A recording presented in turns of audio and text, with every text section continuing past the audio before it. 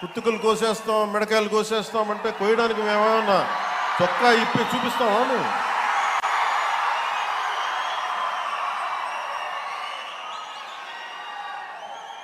నేను సినిమాలో డైలాగులు చెప్పడానికి కూడా ఇబ్బంది పడతాను.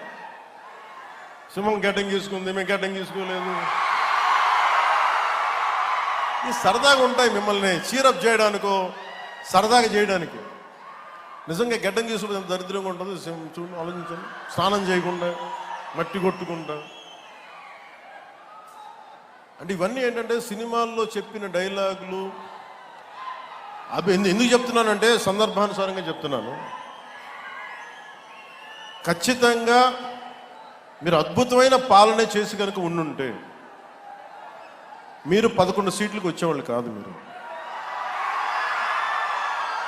అంటే ఇది రెలవెంట్ కాబట్టి చెప్తున్నా. ఇది కక్ష తీర్చుకునే ప్రభుత్వం కాదు. ఇది తప్పులు చేస్తే శిక్షించే ప్రభుత్వం. ఇది అలాంటిది. అంటే ఇది ఎందుకు చెప్తున్నానంటే మీకు వినండి మళ్ళీ అరవండి. మీ ఉత్సాహాన్ని కాదని మీరు వినండి. అంటే మీరు అరుపులు అరుచుకుంటూ వెళ్ళిపోతున్నారు, వాళ్ళేమో బెదిరిస్తామన్నారు, కోస్తామంటున్నారు.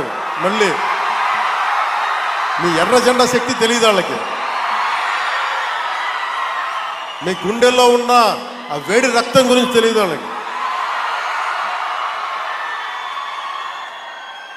అంటే కడుపు కాలి ఉన్నవాడికి కష్టపడి పనిచేద్దాం అనుకున్నా మళ్ళీ తిరిగి కోపం తెప్పించుకోండి. పని చేసుకుని తల ఉంచుకొని పని చేసుకుంటూ వెళ్ళిపోతున్నాం.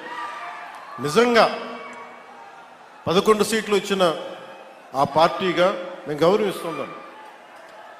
ఈ ప్రభుత్వం గౌరవ ముఖ్యమంత్రి శ్రీ నారా చంద్రబాబు నాయుడు గారి నాయకత్వంలో ఉన్న ఎన్డీఏ కూటమి నడుపుతున్న ఈ ప్రభుత్వంలో తప్పులుంటే ఖచ్చితంగా చెప్పండి.